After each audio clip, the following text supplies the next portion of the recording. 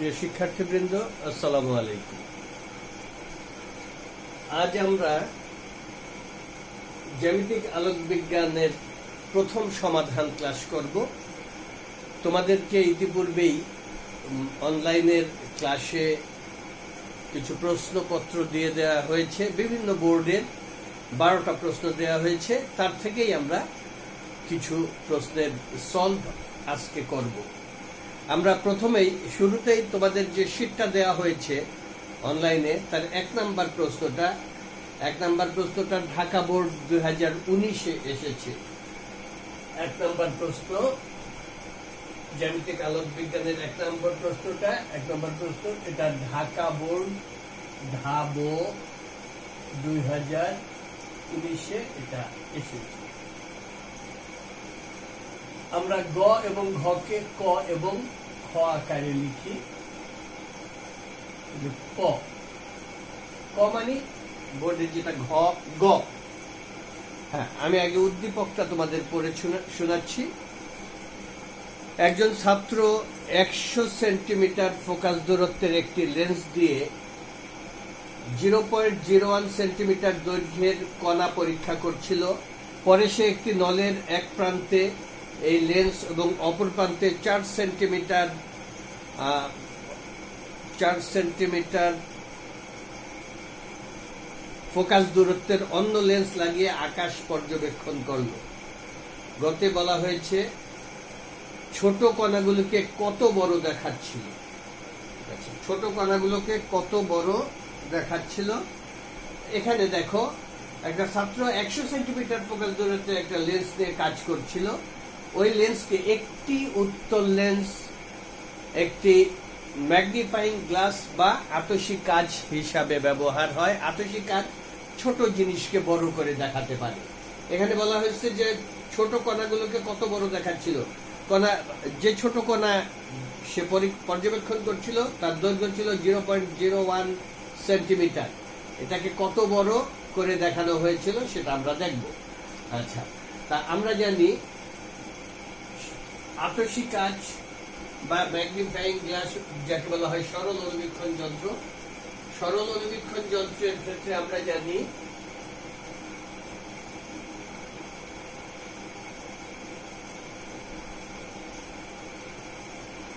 m equal to বিবর্ধন, m equal to 1 plus D by F. সরল অনুবীক্ষণ যন্ত্রের ক্ষেত্রে বিবর্ধন m equal to 1 plus f। বিবর্ধন মানে কত বড় দেখাচ্ছিল। বিবর্ধন 2 মানে দ্বিগুণ বড় দেখাবে। বিবর্ধন m মানে 5 মানে 5 গুণ বড় দেখাবে। আমরা আগে দেখি কত বড় দেখাচ্ছিল। এখানে বিবর্ধন m ইকুয়াল টু সূত্র, আতশী কাঁচ বা একটি লেন্স দিয়ে যে তৈরি করা হয় সরল অনুবীক্ষণ যন্ত্র, তার ক্ষেত্রে সূত্র হলো বিবর্ধনের m equal to 1 plus D by F. এখানে ডি, এটাকে বলা হয় স্পষ্ট দর্শনের ন্যূনতম দূরত্ব। ডি হলো স্পষ্ট দর্শনের ন্যূনতম দূরত্ব। এখানে ডি ইকুয়াল টু স্পষ্ট দর্শনের ন্যূনতম দূরত্ব 25 সেন্টিমিটার। এটা একটা মুখস্থ জিনিস, সেটা মনে রাখবেন। স্পষ্ট দর্শনের ন্যূনতম দূরত্ব 25 সেন্টিমিটার। চোখ থেকে 25 সেন্টিমিটার দূরে একটি স্বাভাবিক চোখ সবচাইতে স্পষ্ট দেখতে পায়। আর এফ এখানে দেই আছে তোমাদের উদ্দীপকে, এফ হলো 100 সেন্টিমিটার। আমরা যদি এই ডি এফ এর মান বসাই তাহলে এম ইকুয়াল টু পাই, আমি একবারে রেজাল্টটা দেখিয়ে দিচ্ছি, এম ইকুয়াল টু পাই 1.25 সেন্টিমিটার। এম ইকুয়াল টু পাই 1.25 সেন্টিমিটার। এখন তাহলে বস্তু যতটুকু ছিল তার কত গুণ বড় দেখা যাবে? 1.25 গুণ বড় দেখা যাবে। এখন যদি বিম্বের দূরত্বকে এল প্রাইম আর বস্তুর দূরত্বকে এল ধরা হয়, তাহলে আমরা এও জানি যে আবার L prime by L equal to M. এখানে এল প্রাইম বিম্বের দূরত্ব, এল বস্তুর দূরত্ব। L prime by L equal to M. বা বিম্বের দূরত্ব আমরা বস্তু দিয়েছিলাম, এখন বিম্বের দূরত্ব L equal to L prime equal to বিম্বের দূরত্ব এল প্রাইম ইকুয়াল টু হবে এল ইন্টু এম। এখানে বস্তুর দূরত্ব কতটুকু বড় বস্তু রাখা হয়েছিল, উদ্দীপকে দেওয়া আছে বস্তুর দূরত্ব এল ইকুয়াল টু 0.01 সেন্টিমিটার। এই দৈর্ঘ্যের একটা বস্তু ছিল। তাহলে আমরা যেটা দেখতে পারবো সরল অনুবীক্ষণ যন্ত্রের মাধ্যমে সেটা হলো বিম্ব। আমরা কত বড় বিম্ব দেখবো, এই মানগুলো বসালে এল প্রাইম ইকুয়াল টু এত এবং এম ইকুয়াল টু 1.25, এই মান বসালে পরে আমরা এল প্রাইম ইকুয়াল টু পাই, যেটা ফলাফলটা আমি লিখে দেখাচ্ছি। এল প্রাইম প্রতিবিম্বের দূরত্ব এল প্রাইম ইকুয়াল টু পাওয়া যায় 0.0125 সেন্টিমিটার। অর্থাৎ অনুবীক্ষণ সরল অনুবীক্ষণ যন্ত্রের সাহায্যে এত এল ইকুয়াল টু বস্তু, এতটুকু বস্তুকে এত বড় দেখা যাবে, এই বস্তুটাকে এতটুকু দেখা যাবে। অর্থাৎ আমরা যদি কথাটা লিখে দেই তাহলে বলতে পারি যে সুতরাং 0.01 সেন্টিমিটার দৈর্ঘ্যের কণাকে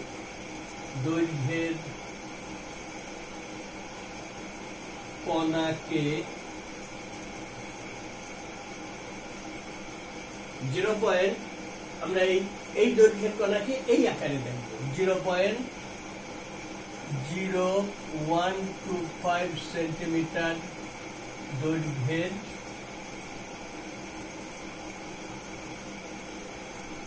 দেখাচ্ছিল।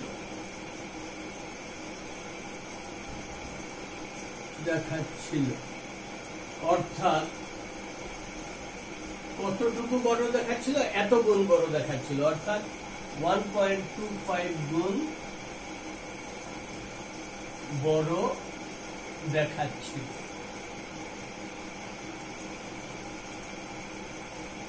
এই আমরা গ থেকে পাই এটা। এরপর খ করলাম, খ বা মূল প্রশ্নের ঘ। নল ব্যবহার করার পর আকাশের কোন বস্তুকে দেখতে চাইলে কোন ফোকাসিং এ বেশি বড় দেখা যাবে। এখানে উদ্দীপকে বলা হয়েছিল যে পরে একটা নল ব্যবহার করে এই নলের এক প্রান্তে 100 সেন্টিমিটার ফোকাস দূরত্বের লেন্স এবং অপর প্রান্তে একটা 4 সেন্টিমিটার ফোকাস দূরত্বের লেন্স লাগানো হয়েছে।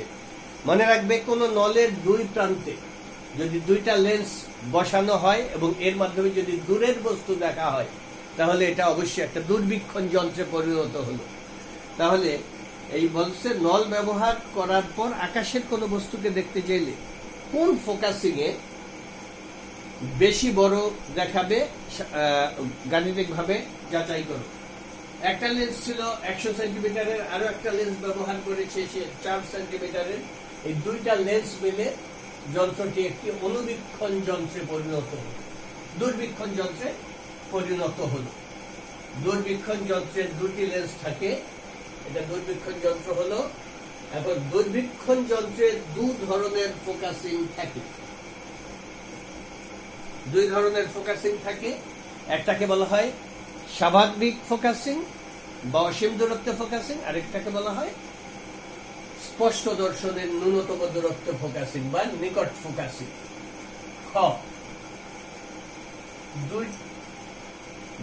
একটি অনুবীক্ষণ যন্ত্র 100 সেন্টিমিটার ফোকাস দূরত্বের, আরো একটি উত্তল লেন্স 100 সেন্টিমিটার ফোকাস দূরত্বে, অপর একটি উত্তল লেন্স নেওয়া হয়েছে যার ফোকাস দূরত্ব 4 সেন্টিমিটার।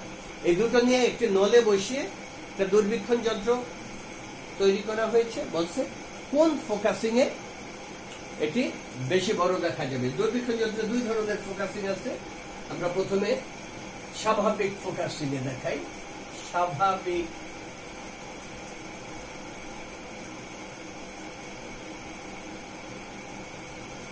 ফোকাসিং এর ক্ষেত্রে, দূরবীক্ষণ যন্ত্রের স্বাভাবিক ফোকাসিং এর ক্ষেত্রে বিবর্ধন m equal to FO by FE। এখানে FO অভিলক্ষের ফোকাস দূরত্ব, FE অভিনেত্রের ফোকাস দূরত্ব। মনে রাখবে দুইটা ফোকাস দূরত্বের ভেতর যে ফোকাস দূরত্বটি কম সেটা হবে অভিলক্ষের ফোকাস দূরত্ব, যে ফোকাস দূরত্বটি বেশি সেটি হবে অভিলক্ষের ফোকাস দূরত্ব, আর কম ফোকাস দূরত্বটি অভিনেত্রের ফোকাস দূরত্ব। কার ক্ষেত্রে? দূরবীক্ষণ যন্ত্রের ক্ষেত্রে। সুতরাং অভিলক্ষের ফোকাস দূরত্ব FO ইকুয়াল টু এখানে 100 সেন্টিমিটার, আর অভিনেত্রের ফোকাস দূরত্ব অর্থাৎ কম ফোকাস দূরত্বের পরবর্তীতে যে লেন্সটি ব্যবহার করা হয়েছে সেটি ছিল 4 সেন্টিমিটার। সুতরাং এই মান দুটো বসালে আমরা m ইকুয়াল টু পাই 100/4 অর্থাৎ 25। তাহলে স্বাভাবিক ফোকাসিং এর ক্ষেত্রে বিবর্ধন হয় 25, অর্থাৎ বস্তুটা যতটুকু তার 25 গুণ বড় দেখা যাবে বস্তুটাকে। এরপর নিকট ফোকাসিং এর ক্ষেত্রে, নিকট focusing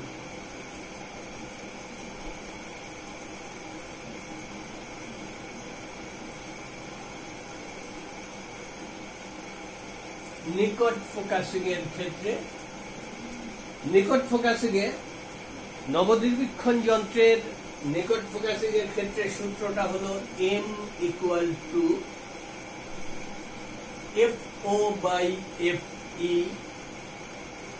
into 1 plus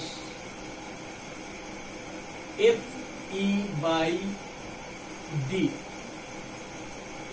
FO by FE into 1 plus FE by D।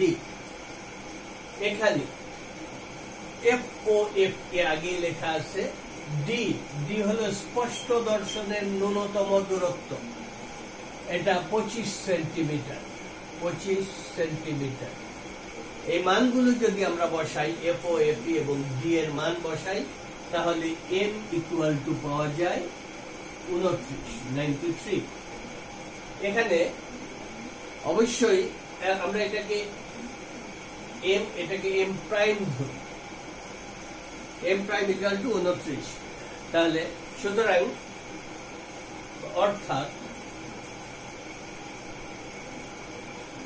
m prime is greater than m। তাহলে বলছে যে কোন ক্ষেত্রে বেশি বড় দেখা যাবে? আমরা দেখতে পাই যে নিকট ফোকাসিং এর ক্ষেত্রেই বেশি বড় দেখা যায়। সুতরাং নিকট ফোকাসিং এর ক্ষেত্রে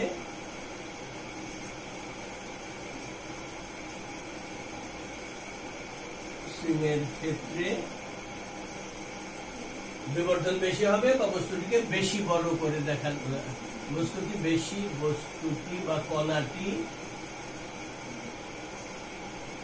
বেশি বড় দেখাবে।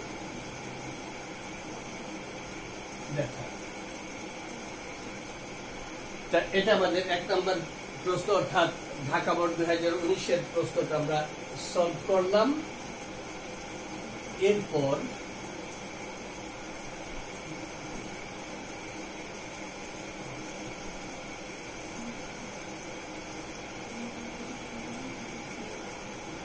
আমরা 4 নম্বর প্রশ্নটা সলভ করব। সিলেট বোর্ড 2019, সিলেট বোর্ড 2019-এর প্রশ্নটা তোমাদেরকে আমি পড়ে শোনাচ্ছি। অর্থাৎ উদ্দীপকটা, একটি 3 সেন্টিমিটার বাহু বিশিষ্ট ঘনক আকৃতির ট্যাঙ্কে পানি শূন্য অবস্থায় 2 দেয়ালের মধ্যবর্তী স্থানে একটি উত্তল লেন্স স্থাপন করলে এর বিপরীত দেয়ালে একটি বস্তুর দ্বিগুণ বিবর্ধিত বাস্তব বিম্ব পাওয়া যায়। পরবর্তীতে ট্যাঙ্কটিকে পানি পূর্ণ করা হয়। পানি ও কাচের প্রতিসরাঙ্ক যথাক্রমে 1.33 এবং 1.5। গতে বলা হয়েছে লেন্সটির ফোকাস দূরত্ব কত। জিনিসটা আমি তোমাদের শীটের 4 নম্বর প্রশ্ন। এটা সিলেট বোর্ড সিবো 2019। এখানে একটা ঘনকের কথা বলা হয়েছে। ঘনক হলো 6 তল বিশিষ্ট বস্তু। আমি এরকম সহজভাবে দেখাচ্ছি। এই তল থেকে এই তলের দূরত্ব, প্রতি তলের দূরত্ব প্রতি বাহুর দৈর্ঘ্য যেহেতু 3 সেন্টিমিটার, সুতরাং প্রতি তলের দূরত্ব এই বাহু থেকে এই বাহুর দূরত্ব 3 সেন্টিমিটার। এখানে বলা হয়েছে যে ধরি আমরা এটাকে এক্স, এক এক বাহুর দৈর্ঘ্য এক্স। তা এই থেকে এই পর্যন্ত এক্স ইকুয়াল টু হলো 3 সেন্টিমিটার। এরকম একটা ঘনক। বলা হয়েছে একটি উত্তল লেন্স স্থাপন করা হয়েছে মধ্যবর্তী স্থানে, ঠিক মাঝখানে। এখানে একটা উত্তল লেন্স ব্যবহার করা হয়েছে।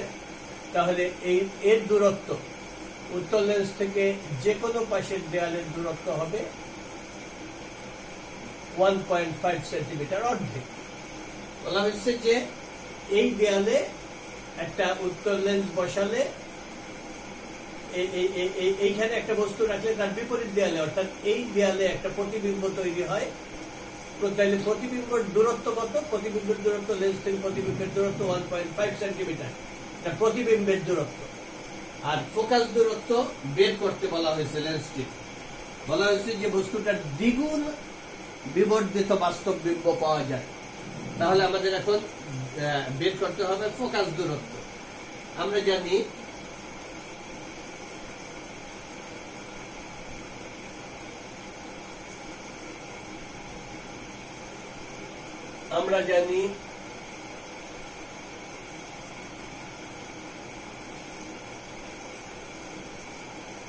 ক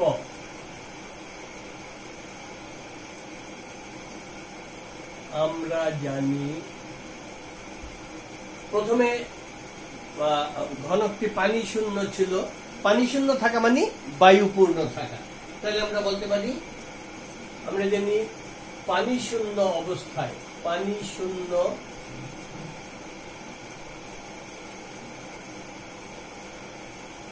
বা পানি শূন্য মানে বায়ুপূর্ণ, পানি শূন্য বা বায়ু পূর্ণ অবস্থায়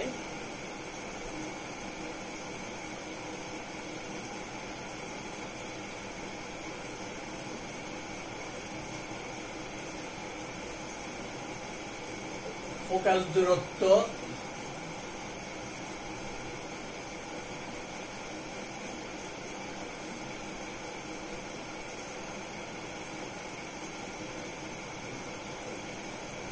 এফ এ হলে, বায়ু পানি শূন্য বা বায়ুপূর্ণ অবস্থায় ফোকাস দূরত্ব এফ এ হলে এম ইকুয়াল টু বিবর্ধন M equal to minus V by U. এটা সূত্র, বিবর্ধনের সমীকরণ। M equal to minus V by U. এখানে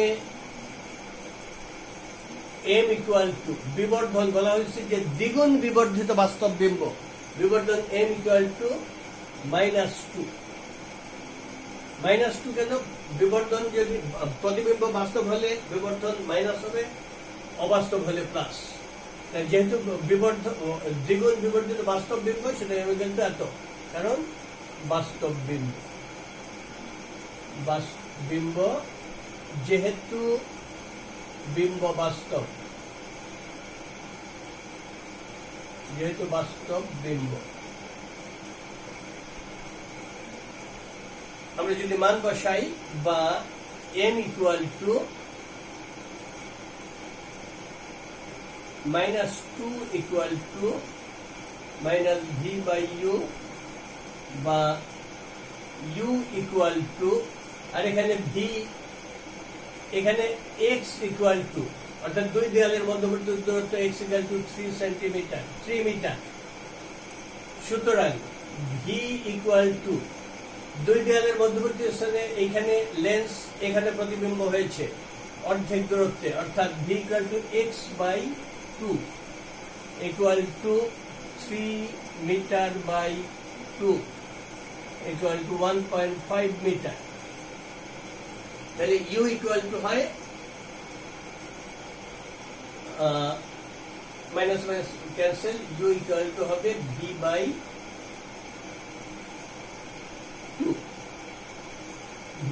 2। আবার আমরা বের করব ফোকাস দূরত্ব। আবার আমরা জানি যে 1/f equal to 1/v plus 1/u। এখানে f মানে f a বায়ুতে যেহেতু, বা 1/fa equal to 1/fa equal to 1/v plus 1/u, u equal to v/2, 1/v/u, v plus 1/u, 1/u, u মানে v/2, তাহলে উল্টায় যাবে 2/v, বা আমরা লিখতে পারি 3/v। আমরা জানি v equal to 1.5 মিটার, তাহলে 3/1.5 মিটার। সুতরাং FA ইকুয়াল টু, এটা 1/FA, তাহলে FA ইকুয়াল টু হবে 1.5/3 ইকুয়াল টু 1.5/3, ঠিক অর্থাৎ হাফ বা 0.5 মিটার। FA বায়ুতে ফোকাস দূরত্ব হবে 0.5 মিটার। গর্তে চাওয়া হয়েছে যে বায়ুতে ফোকাস দূরত্ব কত, বায়ুতে ফোকাস দূরত্ব 0.5 মিটার। ক। আবার ক্ষয়ের ক্ষেত্রে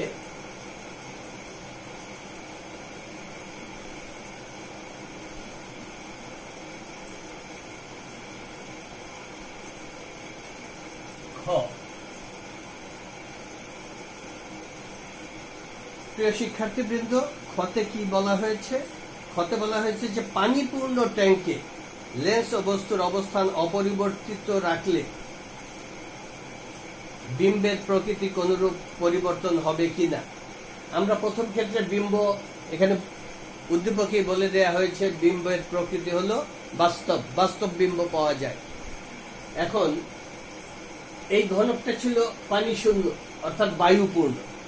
এখন যদি এটা পানি ভরা হয় ঘনকটার ভিতর, পানিপূর্ণ অবস্থায় লেন্সটা এখন পানির ভিতরে চলে যাবে। এই অবস্থায় বিম্বের দূরত্ব বলছে যে বিম্বের প্রকৃতি একই থাকবে নাকি পরিবর্তন হবে। আমরা দেখি পানিপূর্ণ করলে বিম্বের প্রকৃতির কোনো পরিবর্তন হয় কিনা।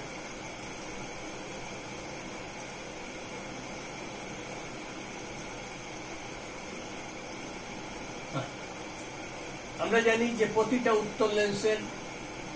প্রতিটা লেন্সের দুইটা বক্রতার ব্যাসার্ধ থাকে, দুই পৃষ্ঠে দুইটা বক্রতার ব্যাসার্ধ। আমরা এই লেন্সটার ক্ষেত্রে ধরি লেন্সটির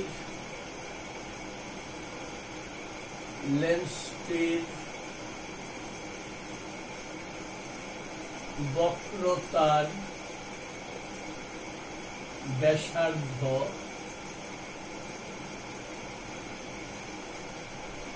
যথাক্রমে R1 ও R2। আমরা ধরি যে উদ্দীপকে প্রদত্ত লেন্সের বক্রতার ব্যাসার্ধ যথাক্রমে R1 এবং R2। আমরা পানি শূন্য অবস্থায়, অর্থাৎ পানি শূন্য মানে বায়ুপূর্ণ অবস্থায়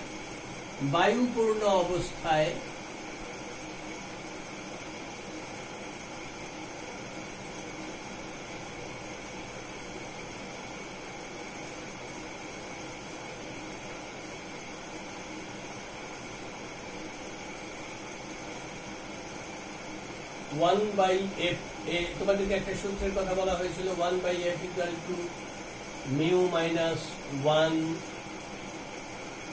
into 1/r1 minus 1/r2।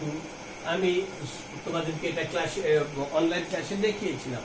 এই সূত্রটা ছোট আকারে প্রতিপাদন করে বুঝিয়ে দিয়েছিলাম। তাহলে এইটা সূত্রটা হলো, এটাকে বলা হয় লেন্স তৈরির সমীকরণ।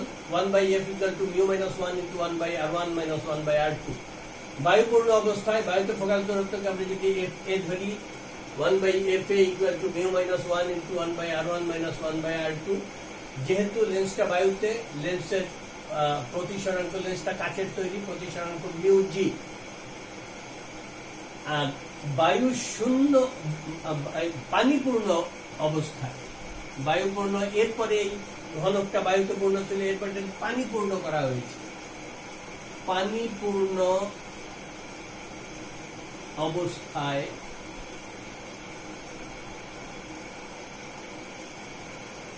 পানিপূর্ণ অবস্থায় ফোকাস দূরত্বকে এফ ডাব্লিউ ওয়াটার পানিপূর্ণ অবস্থায় এফ ফোকাস দূরত্ব এফ ডাব্লিউ ইকুয়াল টু হবে W mu G minus 1 into 1 by r1 minus 1 by r2 এখানে আমার প্রিয় ছাত্রছাত্রীদের একটু লক্ষ্য করো এটা মিউজি আর পানিপূর্ণ অবস্থায় এটা ডাব্লিউ মিউজি ধরি এটা একটা লেন্স এটা যখন বায়ুতে থাকবে আলো তখন বায়ু থেকে লেন্সে প্রবেশ করবে বায়ু মাধ্যম মানে শূন্য মাধ্যম তাহলে শূন্য মাধ্যম থেকে লেন্সে আলোকরশ্মি প্রবেশ করবে তাহলে শূন্য মাধ্যমের সাপেক্ষে লেন্সের প্রতিসরাঙ্ক লেন্সটা কাচের শূন্য সাপেক্ষে কাচের প্রতিসরাঙ্ক শূন্য মিউজি শূন্য মানে কিছু নেই শূন্য মিউজি আর এই লেন্সটাকে যখন পানিতে রাখা হবে এই লেন্সটাকে যখন পানিতে নিমজ্জিত করা হবে তখন আলোকরশ্মি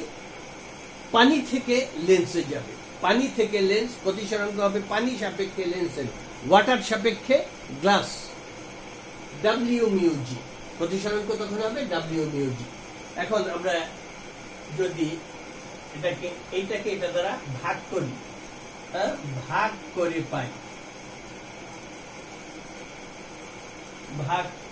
পাই এটাকে এটা দিয়ে ভাগ করলে দেখো এইটাকে এটা দিয়ে ভাগ করলে এটা উপরে চলে যাবে F W by F A equal to এইটা ভাগ এটা ক্যান্সেল একই জিনিস mu G minus 1 divide by W mu G minus 1 equal to mu G আমাদের এখানে দেয়া আছে মিউ জি কত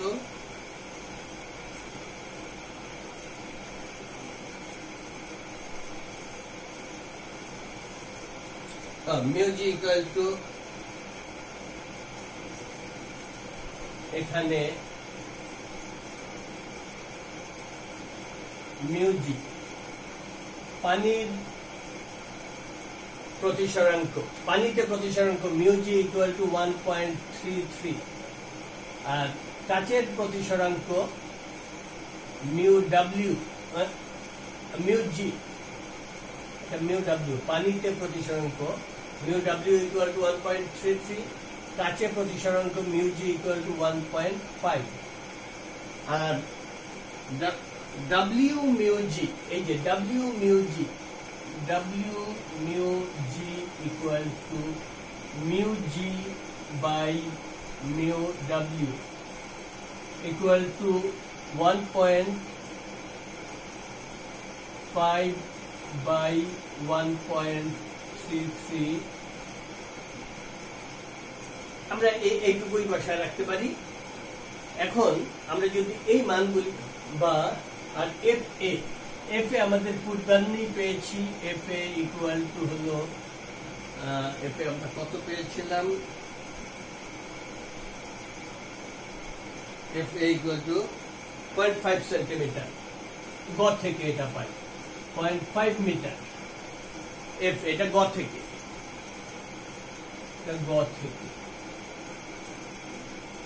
এফ এ ইকুয়াল টু এত সুতরাং F W equal to mu g minus 1 divided by W mu g minus 1 into F A. F এটাকে যদি আমরা এই পাশে নিয়ে আসি F A মান বসালে পরে আমরা পাই F A equal to F A equal to পাওয়া যায় মান বসালে F A equal to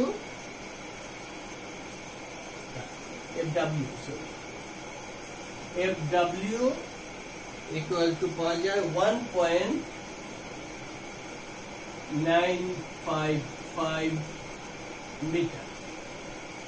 FW equal to এত পাওয়া যায়। এখন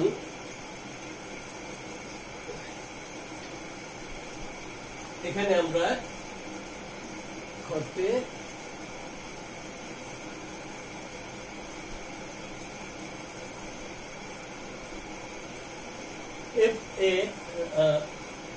আবার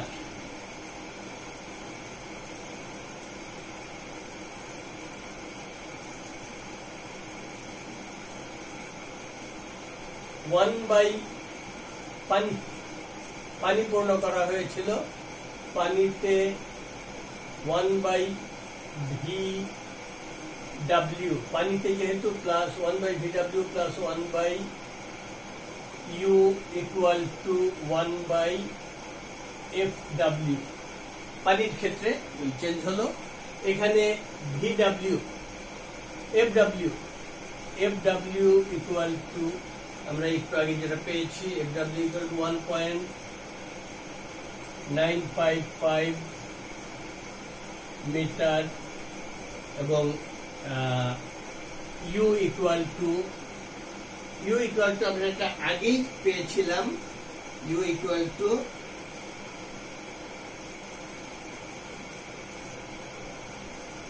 0.75 মিটার।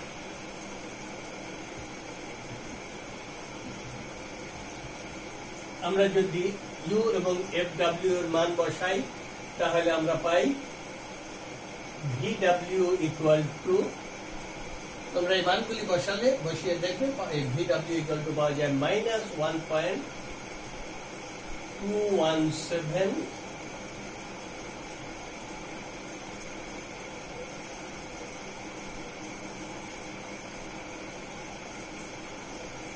ইকুয়াল টু আমরা লিখতে পারি 1.217 মানে 1.22 মিটার।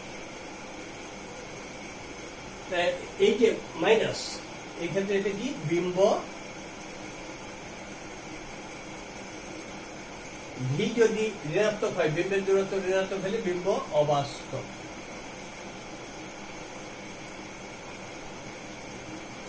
আর এটা পানিতে, আর বায়ুতে আমরা আগে যেটা পেয়েছিলাম, বায়ুতে ভি ইকুয়াল টু পেয়েছিলাম, বায়ুতে ভি কত আমরা ওই যে উদ্দীপকায় দেওয়া আছে, শুরুতে যেটা দেওয়া আছে, ভি ইকুয়াল টু 1.5 মিটার। পানিতে ফোকাস দূরত্ব মাইনাস এত, বিম্ব অবাস্তব। আর বায়ুতে ভি ছিল 1.5 মিটার, এটা বিম্ব, যেহেতু বিম্ব ধনাত্মক, ভি বিম্বের দূরত্ব ধনাত্মক, সুতরাং বিম্ব বাস্তব। আর এটা বলাই ছিল, উদ্যোগই বলা ছিল যে বিম্বটা বাস্তব। সুতরাং পানি পূর্ণ করলে বিম্বটা অবাস্তব হয়, পূর্বে বিম্ব ছিল বাস্তব। সুতরাং যেটা বলা হয়েছে, বিম্বের প্রকৃতির পরিবর্তন হবে কিনা, সুতরাং বিম্বের প্রকৃতি পরিবর্তিত হবে, প্রকৃতির কোনরূপ পরিবর্তন হবে কিনা, সুতরাং বিম্বের প্রকৃতির পরিবর্তন হবে,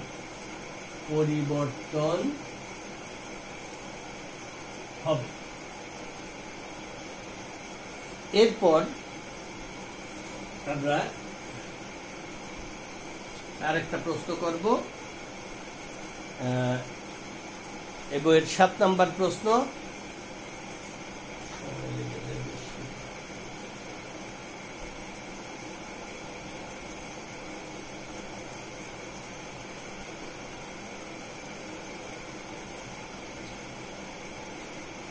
এটা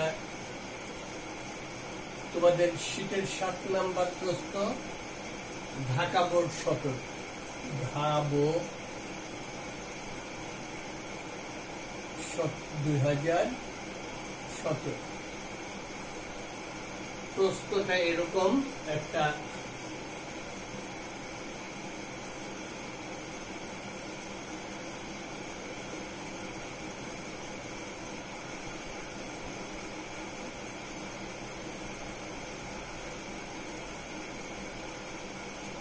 এ বি সি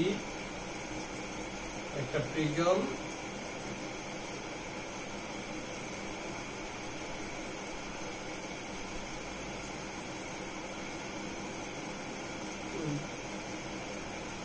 আপতন কোণ এখানে 27 ডিগ্রি, 27 ডিগ্রি। হ্যাঁ, আরো বলা হয়েছে যে A B equal to B C equal to C A equal to C A B C. শর্ত এ বি ইকুয়াল টু ত্রিবাহু সমান, অর্থাৎ প্রতিটা কোণ হবে 60 ডিগ্রি। আচ্ছা, তা এরকম একটা আলোক রশ্মি একটা প্রিজমের ভিতরে, কাচ প্রিজমে 27 ডিগ্রি আপতন কোণে আপতিত হয়। গতে আরো বলা হয়েছে যে কাচের প্রতিসরাঙ্ক দেয়া আছে 1.5। এবি আচ্ছা, গতে বলা হয়েছে প্রিজমটির ন্যূনতম বিচ্যুতি কোণ নির্ণয় করো। ক, ন্যূনতম বিচ্যুতি কোণ, প্রিজমের ন্যূনতম বিচ্যুতি কোণ নির্ণয় করতে বলা হয়েছে। আমরা জানি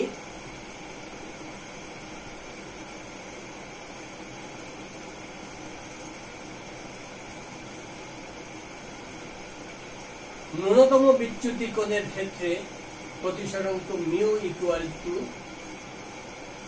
sign A plus delta M by 2 divide by sine A by 2। এখানে মিউ ইকুয়াল টু 1.5, এটা উদ্দীপকের দেয়া আছে। আর এ, যেহেতু এটা সমবাহু ত্রিভুজ, এর প্রতিটা কোণই সমান, অর্থাৎ 60 ডিগ্রি। প্রিজম কোণ, এই কোণটা প্রিজম কোণ, সুতরাং প্রিজম কোণটা হবে 60 ডিগ্রি, বা sine A plus del M by 2 equal to mu into sine A by 2। এই মানগুলি বসানোর পরে আমরা সুতরাং ডেল্টা ইকুয়াল টু আমরা পেয়ে যাব ডেল্টা এম, বিচ্যুতি কোণ ডেল্টা এম ইকুয়াল টু পাওয়া যায় 37.2 ডিগ্রি বিচ্যুতি কোণ পেয়ে যাব। এই গতে বিচ্যুতি কোণ চাওয়া হয়েছে, আর ঘতে বলা হয়েছে যে এই ন্যূনতম বিচ্যুতি ঘটে বলা হয়েছে উদ্দীপকের আলোকে রশ্মিটি এসি পৃষ্ঠ দিয়ে নির্গত হবে কিনা যথাযথ গাণিতিক বিশ্লেষণ সহ মন্তব্য করো। রশ্মিটা এইভাবে যাবে, তারপর প্রতিসরিত হয়ে ধরলাম এদিকে গেল, তারপরে এটা হয় এদিকে যেতে পারে, এদিকে যেতে পারে, যদি এদিকেও না যায় তাহলে এটা ভিতর দিয়ে এদিকে চলে আসতে পারে, অর্থাৎ যেটাকে বলা হয় আমরা, অর্থাৎ এই লেন্স থেকে না বের হয়ে এভাবে ভিতরেই প্রতিফলিত হতে পারে, এটাকে বলা হয় পূর্ণ অভ্যন্তরীণ প্রতিফলন। এখন এই ক্ষেত্রে বলা হয়েছে রশ্মিটা এই পর্যন্ত আসার পর রশ্মিটা নির্গত হবে কিনা, অর্থাৎ এসি তল দিয়ে বের হয়ে যাবে কিনা সেটা নির্ণয় করতে বলছে।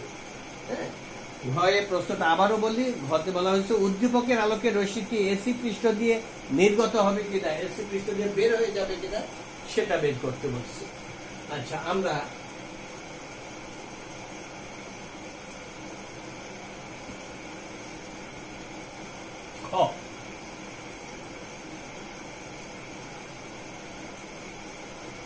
খতে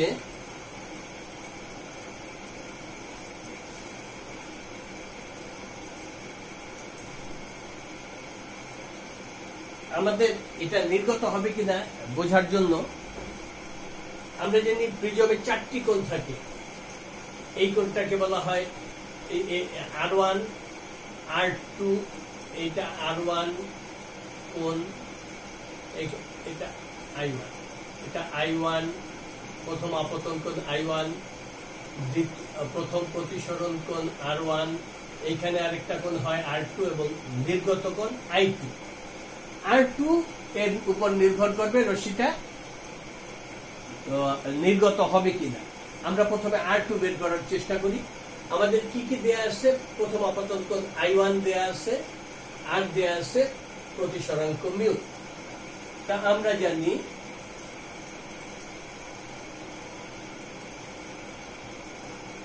mu equal to sine I1 by sine R1। ছাত্রছাত্রীবৃন্দ, প্রিজমের ক্ষেত্রে দুইবার প্রতিসরণ হয়। এই পৃষ্ঠে প্রতিসরাঙ্ক mu equal to sine I1 by sine R1, আর এই পৃষ্ঠে এসি পৃষ্ঠে প্রতিসরাঙ্ক mu two equal to sine I2 by sine R2। তাহলে আমরা প্রথম পৃষ্ঠে প্রতিসরণের ক্ষেত্রে mu equal to sine I1 by R1, I1 জানি 27 degree, I1 equal to 27 degree, mu equal to mu আমরা গতে বের করেছি,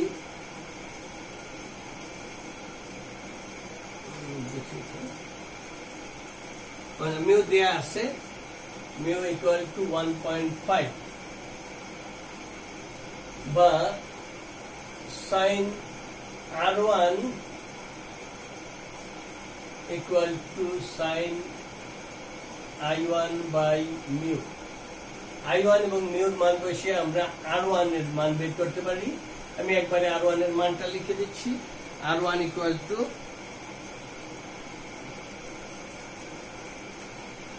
17.62 ডিগ্রি। এই R1 এটা পাওয়া যায়। আবার R1 পেলাম, আমাদের বের করতে হবে R2। আবার আমরা জানি যে R1 plus R2 equal to A, এই সূত্র তোমাদেরকে দেখানো হয়েছে, বা R2 equal to A minus R1।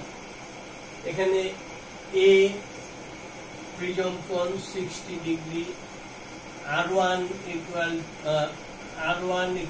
Two এই যে আমরা বের করেছি 17 এত, এই মান বসিয়ে দিয়ে আমরা R2 ইকুয়াল টু, সুতরাং R2 equal to pi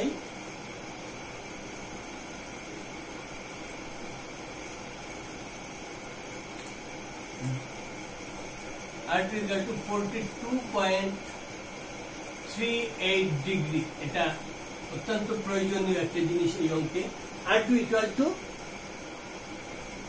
42.38 degree, 38 degree. এখন যদি এই ক্ষেত্রে সংকট কোণ, এসি তলে সংকট কোণ 42 এত এর চেয়ে বেশি হয়, তাহলে এটা নির্গত হবে। সংকট কোণের চেয়ে এটা যদি বড় হয়ে যায় তাহলে নির্গত হবে না। আমরা R2 ইকুয়াল টু পাইলাম 42,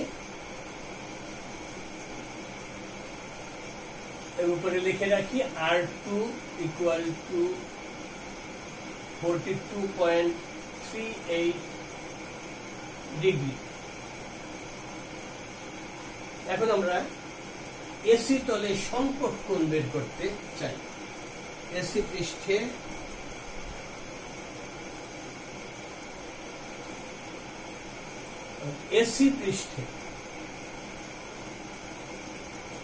এসি পৃষ্ঠে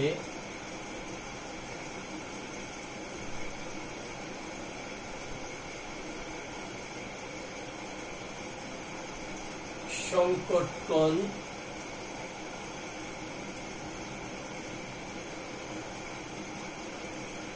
থিটা সি হলে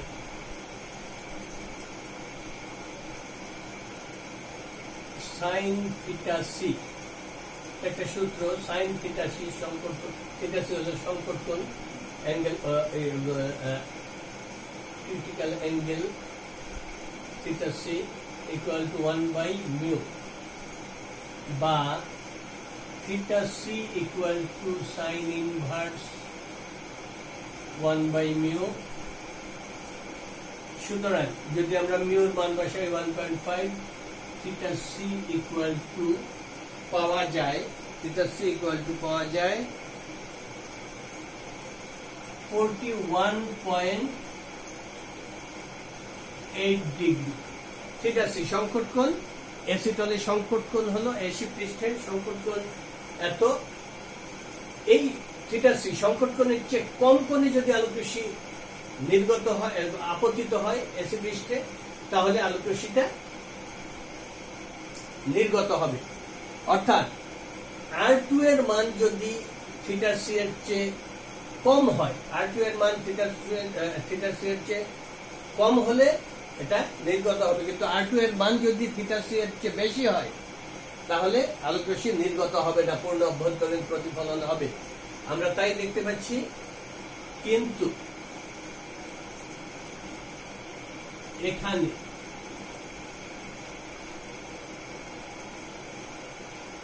R2 is greater than theta c,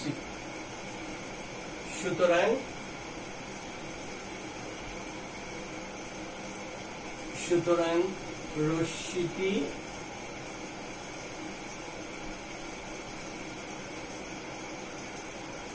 AC পৃষ্ঠ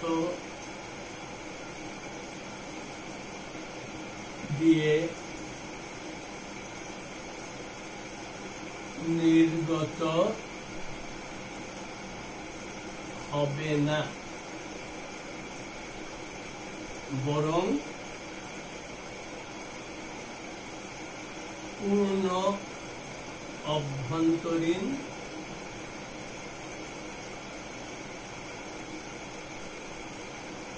প্রতিফলন হবে। সেটা নির্গত হবে না, এটা পূর্ণ অভ্যন্তরীণ প্রতিফলন হবে। প্রিয় ছাত্রছাত্রীবৃন্দ, আমরা আজকে এই 3টি বোর্ড কোশ্চেনের সমাধান করলাম। তোমরা এগুলি ভালো করে বোঝার চেষ্টা করবে। বোঝার চেষ্টা করলে অনেকটাই বুঝে যাবে। আমরা আবারও পরবর্তী ক্লাসে তোমাদেরকে জ্যামিতিক আলোক বিজ্ঞানের আরো কয়েকটা সমাধান করে দেব। আল্লাহ হাফেজ। ধন্যবাদ তোমাদের সবাইকে।